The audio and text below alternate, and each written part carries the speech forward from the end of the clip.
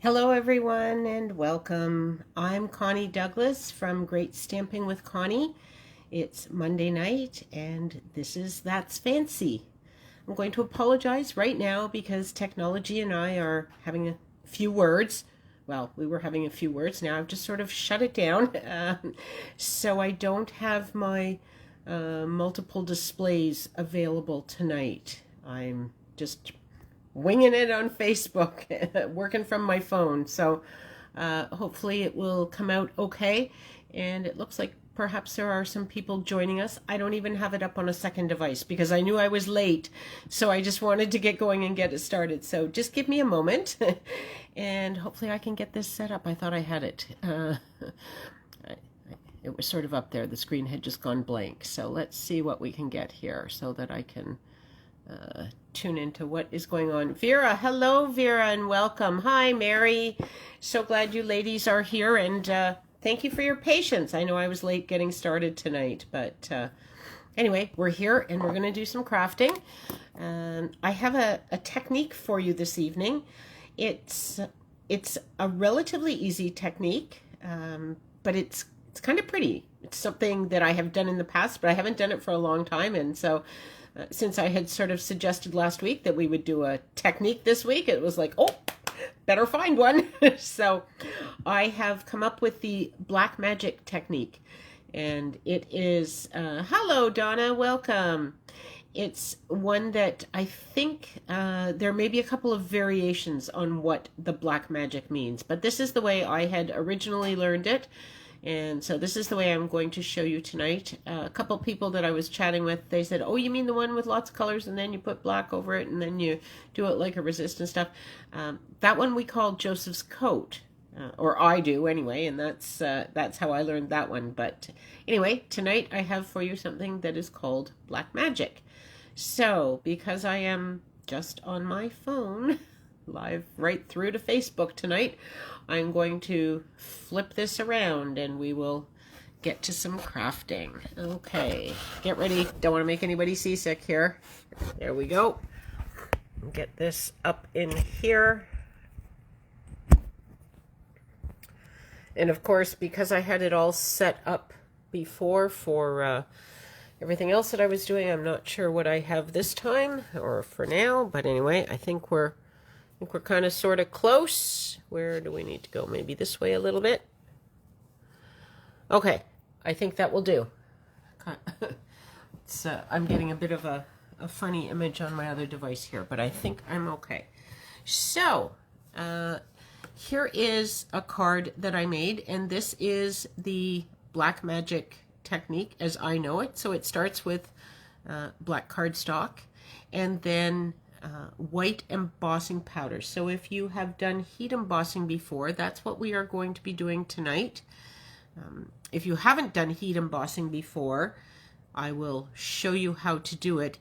It's a little bit noisy for video, but we're going to do just a little bit. I do have one ready, and this one is obviously completed, but I thought I would show you one from start to finish. So I'll give you a little bit warning when it's about to get loud. But anyway, you use white embossing powder, and then it's colored with our Stampin' Blends. Okay, so because they are alcohol markers, they will actually dry on the embossing, so it doesn't smear, doesn't smudge, doesn't come off. It is dry. If you colored this with our Stampin' Right markers, because they are water-based, they wouldn't dry on the embossed finish, and you would be able to wipe them off. So that's why we use the alcohol markers, the Stampin' Blends. Okay, so that's what we are going to do this evening. So I will bring in some of my supplies. I have a piece of black cardstock, and I have a stamp. This is from Shaded Summer, which is where the other stamp was from, and as well as the sentiment that I had on that other card. And I didn't actually cut sentiment stuff for this one. I cut a layer, and that was all I did. I'm a little bit not well prepared tonight. But what's new, right? That's sort of getting to be my norm, isn't it? I will tell you that things are hopefully on the upside. I am moving back into the craft studio. There's still a lot of things in boxes, and the sad part of that is I still don't know where quite a few things are. So it's sort of like, even tonight, looking for my heat tools, like, oh, I have two of them. One of them's out. One of them's in a box. Okay, I just need one. Where's one? So I did find one. I found my older one, which is fine. It does still work, but haven't seen the one that was out yet. Not sure where it is, but it will show up. So I am using Versamark ink. If you have used Versamark before, it is a watermark stamp pad. So that means it has no color. It just puts, if you stamp something on a colored cardstock, and maybe this is going to get covered over. Let me just grab something here. One small moment. Okay, so if I just stamp with Versamark on colored cardstock, which we don't tend to do a whole lot, I would tend to do tone on tone. So I have a piece of real red cardstock here. If I wanted something sort of subtle, I would tend to stamp with real red on there. But for this, I'm going to stamp in Versamark. And then I'm not sure how well it will show up on camera. And because I'm now in Facebook, there's a delay, but hopefully you can see that there is a darker image there. So it's still just the real red. It looks shiny right now. I think that may be because the ink is still wet. But it will just dry darker, and it will create just a darker image. So that's what Versamark does if you just stamp with it. If you want something really subtle, you can do that. The other wonderful thing about Versamark is that it is a very slow drying ink. So it gives you time to get your embossing powder on if you're looking to do some embossing. I'm just going to set this to the side. We'll take a look at him later. So I have white embossing powder for tonight, which is what we are going to use for this technique. You can keep your embossing powder in a container the way I have, or you can just, some people like to leave it in the little pot that you purchase it in, and then when they're using it, they will dump it out onto a piece of paper, and they can then dump the excess off of the paper back into their little container. I just find it easy to have a little bigger container. I've got a spoon in there. It just stays in there all the time. I have my lid labeled with the color, and then I'll show you, I will sprinkle it on, and the excess will dump out into the pot. You always want to put lots on because it will only stick where there is wet ink, and you want nice coverage where you have wet ink. So I was looking at this on the red thinking, I'm not sure how I measured that, but this piece of cardstock is not any too large, but I think it will work. I think I have it on here that it will all get on. I was trying to measure things before, but not sure where I messed up. But anyway, I think we're good. Okay, so you can probably see it's shiny, and that is because the ink is wet, and as I said, it is slower drying than our regular inks, and that's what we want for this. So I'm just going to put the white embossing powder all over the place, and then flip it over and give it a good flick. Okay, and then it is also handy to have a brush, and you can use a little paint brush, or this is I think this was a makeup brush or something. I'm not sure. I've had it for years and years, and because it has a nice point on it, it works really well. So you just want to brush away any extra embossing powder that is still on your cardstock, because if you don't, when you heat it, you are actually melting the embossing powder, and it will melt on here, and then it will be stuck, and you will have white speckles everywhere that you had little bits of embossing powder. So You just want to take a moment and kind of clean it up. I do use the Embossing Buddy. I did actually do that before we came on here. I have it here. So Mary is referring to this little guy. It is an Embossing Buddy, and it has, I think you can make these with cornstarch. I read one time. Stampin' Up! Used to sell them. We do not anymore. And what it does is it takes the static out of your paper. But as you could see, even with using it, sometimes you still have little bits that stay stuck. So having the brush is always a good backup system. So, okay, so I'm going to put the embossing powder off to the side so that we don't we don't blow it away when we come in with our heat tool. And then I use a clipboard that I have covered with tin foil, and you can use a piece of cardboard with a clothes peg, anything at all. It's handy for two reasons. Number one, you can clip it so that you don't have to hold your paper near the edges where you have your hot heat tool coming in. The other reason why putting tin foil on is a good idea, when you heat emboss your cardstock, and it doesn't seem to happen as much on the black, but where'd you go? You guys disappeared. Come back, wherever you are. I don't know why things do that. My battery is not low tonight, so sorry. When you heat your cardstock, it can tend to curl up because you're heating just one side. When you put tin foil down, the tin foil warms up faster than just a piece of cardboard or your desk or this, this brown wood or anything else. The foil helps it heat quickly.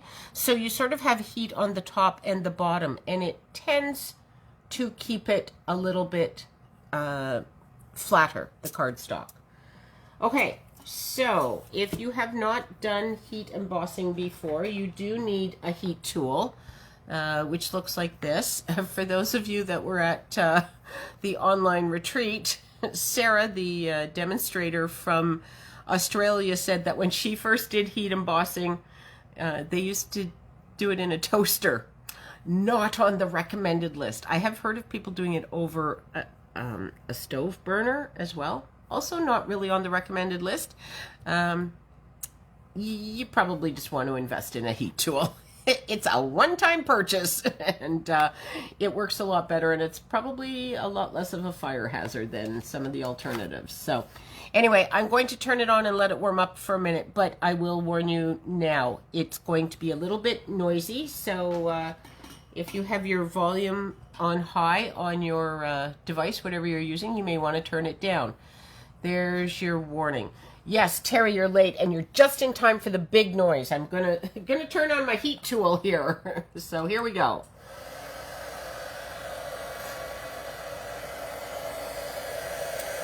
Okay, so it's quite warm, and then you just come in. Hopefully you can hear me. And you're gonna hover over top of your image. And I'm not sure you'll be able to see it on the video, but this was dull, and as the powder melts, it will get shiny. Okay, so you're looking for it to get shiny, is what we are after here. Okay. And it's really hard to see the way I'm holding it, but I think I'm all shiny there. Turn that noisy thing off. I think, yes, looks like we're good. So it can be very hot to the touch right after you finish, so just give it a moment. Let's not have any burnt fingers. But once it has cooled even slightly, it's permanent. Okay, so it's raised and it's permanent. And now, actually I set this to the side, but what have I done with the lid? There's the lid. Okay, I'm going to put the lid right on this embossing powder right now before I make a big mess. So I have brought in my reds, my pinks and my reds. this one actually, and I was working on this just before we started. Anybody notice anything wrong with this card? Okay. I'll let you look at it while I talk about it. So this is actually Blackberry Bliss. So when you color on the white, it lightens, obviously, because a Blackberry Bliss Stampin' Blend is much darker than that. So I've got the dark in the center and the light out here, but they are both much lighter than they would normally be. And the leaves are Evening Evergreen, which of course is a darker green than what it appears here. So again, the white has impacted it. And then I had Highland Heather for these little flowers, and they are quite mauve, which is why I mounted it on Fresh Freesia. But anyway, okay, I'm going to move this card out of the way. I'm still waiting for someone to tell me what's wrong with this card, in case anybody notices.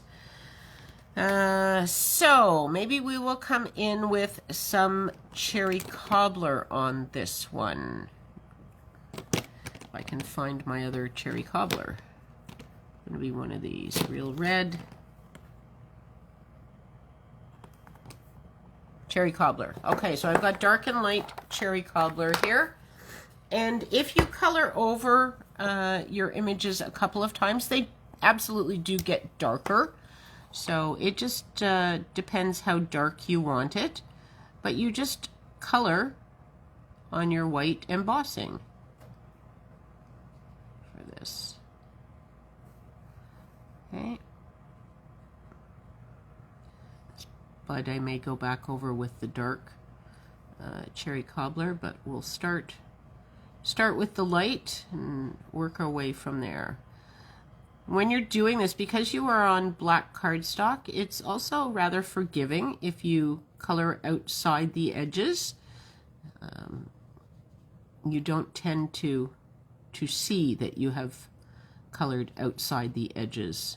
So it's if you like the look of coloring, but you're not into taking lots of time to make sure you get it just right, this is good. It's forgiving.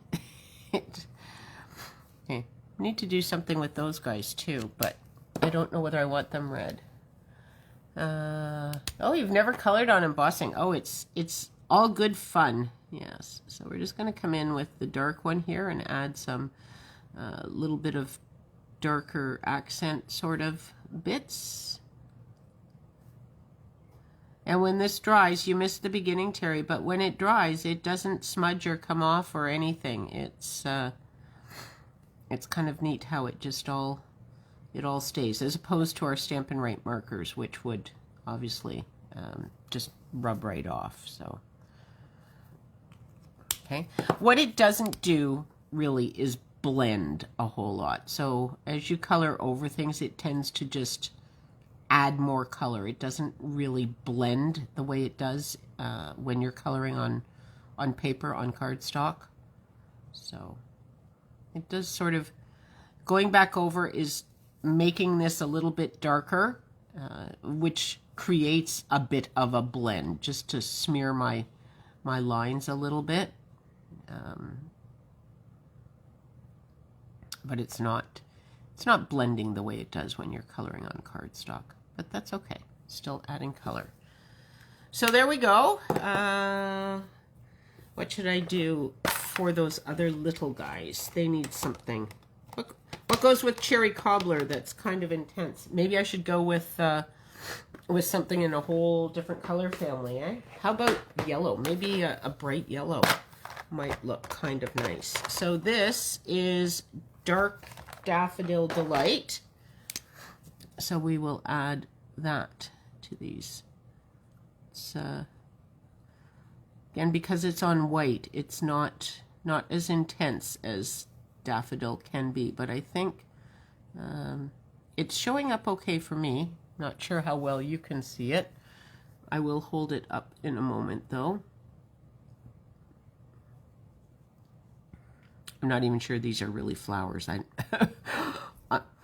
They could all be flower buds. It could be some kind of greenery. I don't know. It's nature. Nature's always perfect, isn't it? However it is, it's always perfect. So ours will be as well.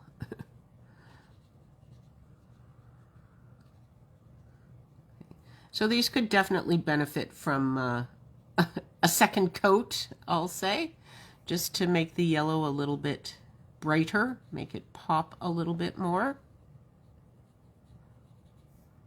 Okay. I think it's, hopefully you can see it on the camera at this point. It's definitely getting more yellow here as I color. Okay, and clearly if you go over something else, you will, the last man standing wins. So I got some yellow into that edge, but just go back in with our red. And then I have, again, this is light evening evergreen, which is what I used on the other one, but maybe we'll try the dark evening evergreen this time. Dark evening evergreen. Okay, so let's see what this gives us. Just a little more green here for our leaves and stems.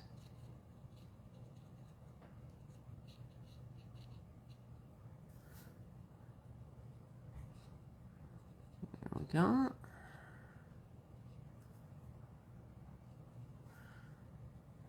Okay, so today is, I can't believe where we are in February already, the 21st, like holy mackerel. February is just zooming by, so Celebration ends at the end of February, so we're coming down to the end of when you can get wonderful free things, which actually kind of reminds me, oh, Mango Melody, that would have worked really well, Vera. Yes. Next time, next card. Maybe we'll use that on the next card. So Mary, how are you feeling? 'Cause, I sent you a text message a little while ago. I'm thinking now, it's like, hey, she never replied. Anyway, I hope you are feeling much better. So there we go. Oh, delay. Okay. But, oh, am I too close now? Maybe I'm too close now. See, this is why I usually try to go through Zoom to Facebook, because then I can see in real time what is going on. Anyway, there it is. Look at the color. It's very vibrant when you just kind of go over them a few times. But they pop so nice on the black cardstock. Now, the other thing that you may need to do to change up a little bit is your the mats in your cardstock. In this card, here it comes again. Here's the one. You're much better. Oh, good. Back to work and exhausted. Yeah, I don't doubt it. I hear people are just sort of whacked right out for a long time after that. So take care of yourself. Rest when you can. I know it's tough when you go back to work, though, isn't it? Work sort of gets in the way of your afternoon nap, doesn't it? Anyway, back to this first card. So as I had mentioned, this was Blackberry Bliss, and this was Highland Heather. But when I was putting cardstock behind for mounting it and card base and stuff, I actually used Rich Razzleberry and Fresh Freesia. So I've kind of gone lighter on both of the cardstock colors, even though I used the darker colors for my coloring. So, you know, as much as our colors are all coordinated, sometimes it just doesn't quite work that way. So here's this this real red one again, and this is now dry. This ink is dry, but hopefully you can see that it has left just a darker image. So it can be a neat effect. It's a little bit different than if you stamp real red on real red. It's a little bit different look, but oh, that's okay, Mary. No worries. Anyway, so that's what happens if you just stamp Versamark and you don't add your embossing powder or anything. But my plan was to mount this on red, and I think in this case, these colors will work. So that can go right onto there. And that's all I had for this card. I didn't get out anything else to add a card base. I may jump and get that in a little bit, but I'll get this guy attached for now, just so you can kind of see, not on a card, but what the finished look is. There we go. There, so that is certainly ready to go on a card. And then this was the other one I did with rainbows, because now we can use lots of bright colors. I thought this would be a good one to show you some different colors again from just flower colors. So we won't use red, and we won't use purple, and we won't use green in this rainbow. But I was thinking we would use a blue of some description. So maybe we will, this is Misty Moonlight that I just put behind it just because. So maybe we'll use, we could use Misty Moonlight, and where's my mango? Do I have, pretty sure I have Cajun Craze. You know what? I'm wondering if Mango Melody will, do we even have Mango Melody? Pale Papaya.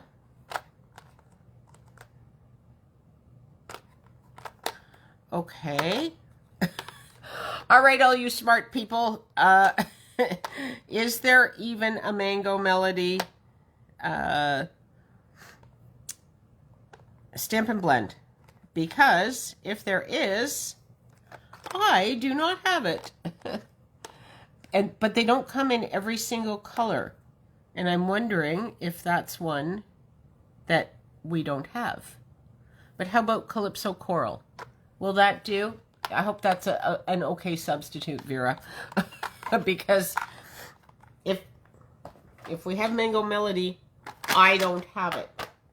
Kind of makes me think that we don't have that. I thought I had, for a while I didn't have them all, but I do have an awful lot of them. Okay, and then what else should we use? Do we want to go with another blue or a green? I did use one green, but what about something like Shaded Spruce?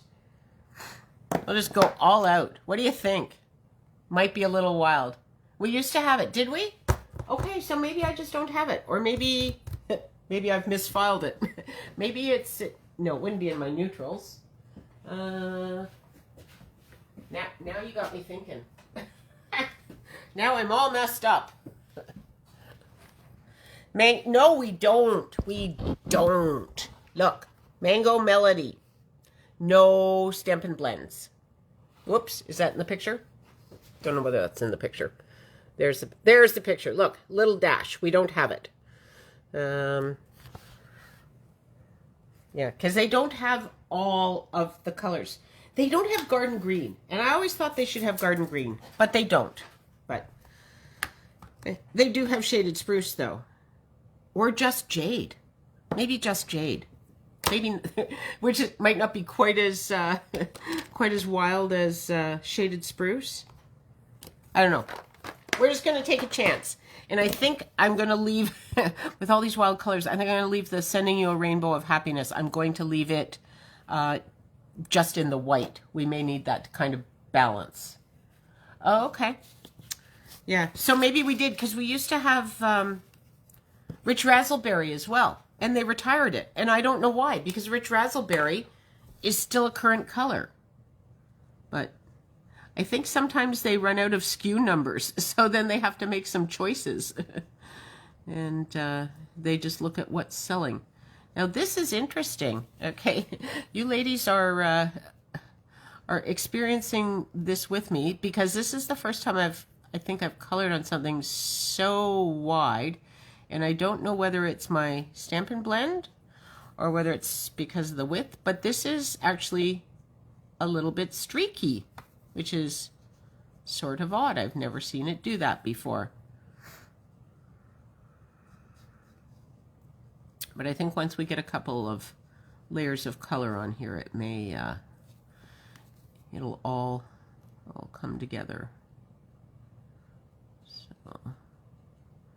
So this might have been a little bit dark. I should have maybe gone with a lighter blue that was a little brighter, but anyway, if we don't like it, we don't have to continue with using it on anything. But just trying to show you some different colors.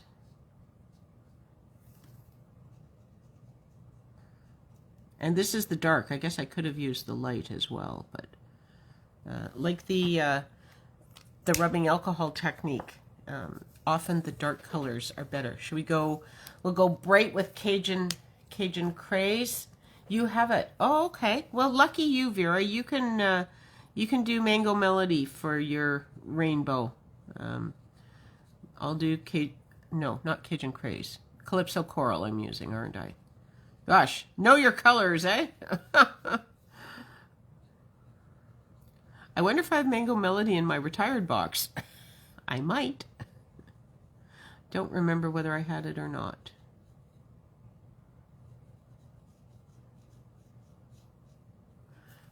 I think that works, though. That almost looks almost a little bit pumpkin pie-like, but not quite. This, I think, was a new stamp, and I think it might have been the first time I used it. Doesn't look like I got as good a coverage with it. What is this? Is Dark Just Jade. We could have maybe gone with the Shaded Spruce, because this is coming out a little lighter than I thought, but that's okay. I'll just go over it a couple times, and that will darken it somewhat.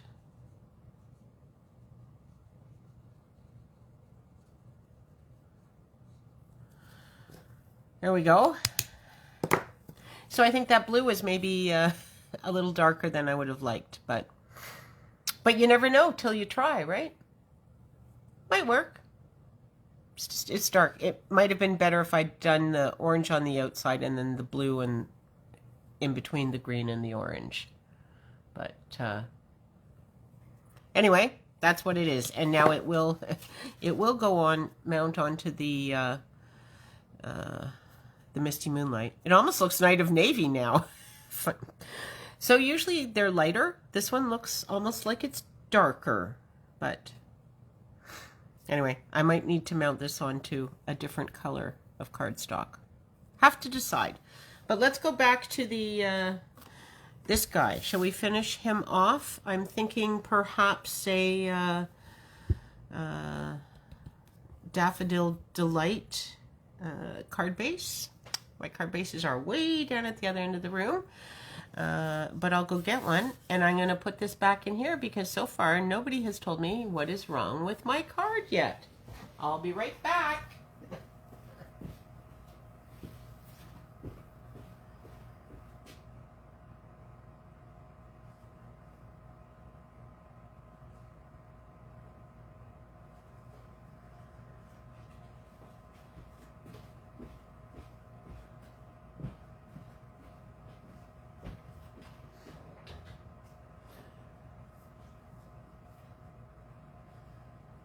Okay, so I've also grabbed a little piece of daffodil, and I was thinking maybe we will just stamp in some real red. Hopefully it will come out okay for a sentiment. Seems to be not evenly spaced on the DSP from side to side. Okay, it's not actually DSP, and no, it's not evenly spaced, but that was actually intentional. Nothing is wrong with your card. I don't see anything wrong with it. Yeah. Okay. And there isn't really anything wrong with it. Just as a Connie card, if I tell you it's a Connie card, does that give you any kind of a hint? If you need a little more hint, maybe I'll just put, I can't see what's coming in. Oh, just into the edge of the picture a little bit while I get my sentiment ready to go. Ha! No embellishments. Yes, how can it be a card if it has no embellishments? See, that's what's wrong, because a card without embellishments is just wrong. It was a little bit of a trick question, ladies, I do confess. But so we are going to put some embellishments on that guy in a minute. But we'll finish off this guy. Not sure why I opened up my Real Red ink so quickly, but I did. And get this happy birthday. Oh, I didn't bring anything to mount it to. Okay. So, not sure that's even remotely close, but we'll see. Oh, look, Real Red on Daffodil Delight works just fine. Okay, and I have my trimmer here, so bring this in. Trim it up a little bit.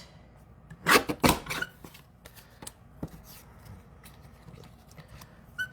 it off the bottom a little bit. And off the edges. Now, if I'm smart, I will make this a length that I can cut something with. Because I don't think I did there. What do I have? It's a little over an inch. I can probably trim some off of here. And a smidge off of the bottom. There we go. So now we are 2 inches by 1 inch, which is good because then it's easy to cut a mat, right? So we are going to go to 1 1/4 by 2 1/4. 1/4 inch borders, kind of the standard, but it makes a nice amount of border on your cards. So that's, when in doubt, go with 1/4 inch. Now that's funny. It looks pretty without embellishments. Yes, but Vera, as you get to know me better, you will get to know that it's all about the gems with me. I love my gems. But you're right. The black magic technique, because it's against the black and it is so vibrant, you don't need gems. You don't have to add them. But I'm going to. Just saying. Okay. I'm trying to think what else is going on in the Stampin' Up! World that I should share with everyone. Tomorrow's a day for updates, so I don't have a whole lot to share about that. So now, this one, oh. I don't like that. Red here, black there. That's just wrong. This should be red on the back. And I do not have any other red cardstock here. So, sorry, gotta go get a piece because that just hurts my eyes.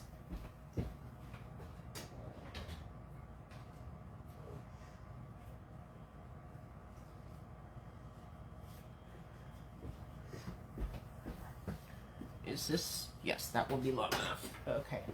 Sometimes I don't know how you ladies put up with me. Just doing a little bit of the wingbat routine, eh? Okay. Maybe I will be brave and I will cut this. What did we were at 2 by 1, weren't we? Cut this before I stamp. And hopefully I can get it centered. I get 2 tries, right? Because I'm using that fancy schmancy double-sided cardstock. Okay. See how we do here. The last one that I was going to trim, I actually had very straight. We'll see how we do on this one. Yeah, it might not be quite as straight, but I think it's okay. Unless it's too high. Is it a little high? Let's try it one more time. We get 2 shots. Try it one more time. Come a little bit lower. Hard to tell because I don't really know how straight I mounted the stamp on the block either. Oh, but that one's better. Okay, glad I tried it the second time. That one looks good. Okay, and then I need another piece of black. So this is 1 1/4. Is this 2 1/4? Nope. Gotta do it this way. 1 1/4. Am I even in? I'm not even in the camera, am I? 1 1/4 by 2 1/4. So 1/4 inch borders again. In black. What am I doing? Okay. I can focus. Just not well, apparently. Let's try this in red, shall we? 2 1/4 by 1 1/4. There we go. I will be making a lot of cards after this with black borders. Okay, put this on here. I think this will look a whole lot better. Let's get the glue on the right side. Yes, it's Monday. Is that why it's happening? Because it's Monday? Yeah. I would love to use that as my excuse. I got to tell you though, Terry, in my house, weekends are rarely on Saturday and Sunday because Steve and I both work on Saturday. So his weekend starts Saturday night when he finishes work because he's off Sunday, Monday, Tuesday, Wednesday. And my weekends start Tuesday night because I am off work from Blue Mountain Wednesday, Thursday, Friday. So we don't really have typical weekends. Okay, now I'm looking at this. What do you think? Does this look plain or are we okay plain? I stamped the back of this just to add a little bit of interest. I'm wondering if I should put a stamp on here or whether I should just leave this. Could just leave this one just to be a little different because we'll probably be adding some gems. I could do it, I could change it up a little bit too. Could do it a little bit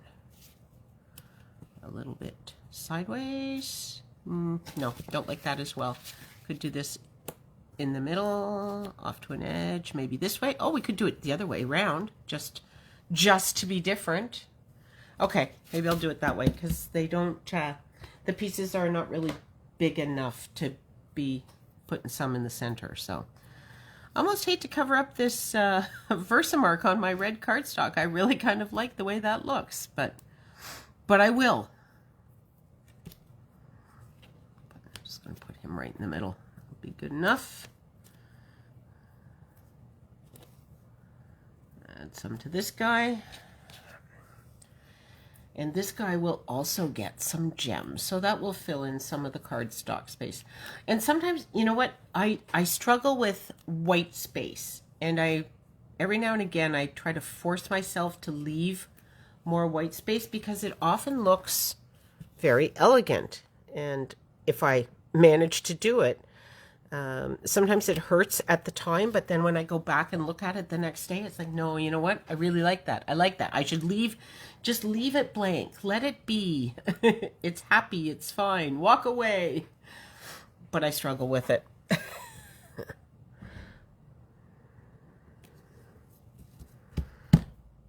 There we go. Okay. Now, time to just bling up everything. Just bring on the bling. So these iridescent rhinestones will be perfect because they're pinky purpley. But I think we want something a little different for this guy. He's red and yellow, but I have lots. Oh, look. Maybe some of these matte decorative dots. These could work.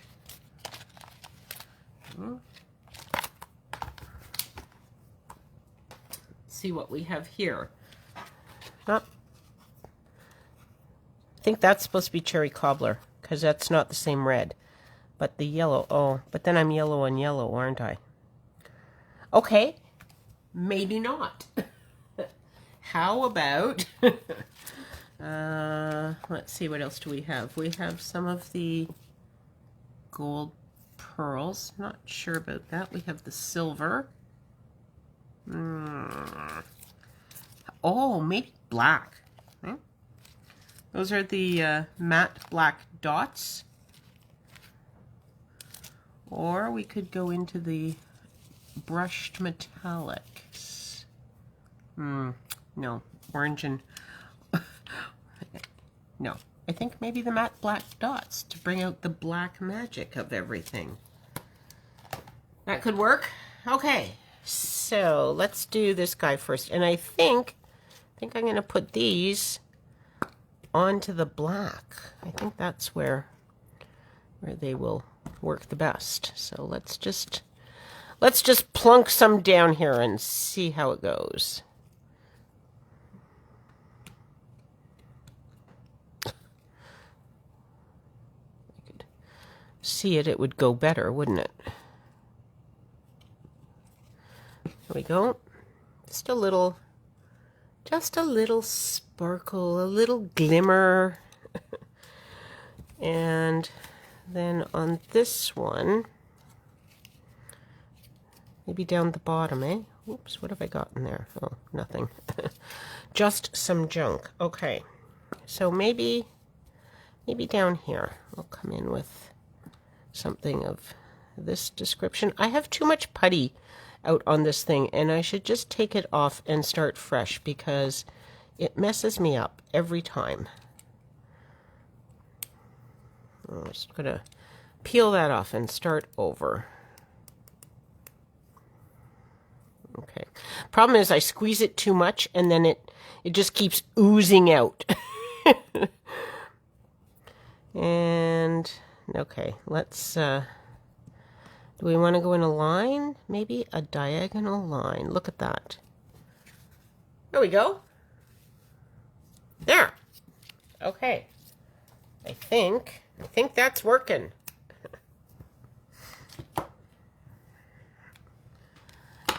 So there are the cards. That is the black magic technique. Where did the rainbow go? So where are my Skittles, my rainbow of color? There we go. And I will move some of these things aside because I can't show you the cards and me.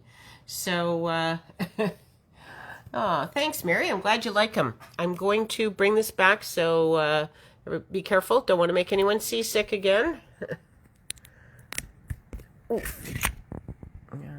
This, here we go. I didn't mean to give you that extreme close-up of me, but there.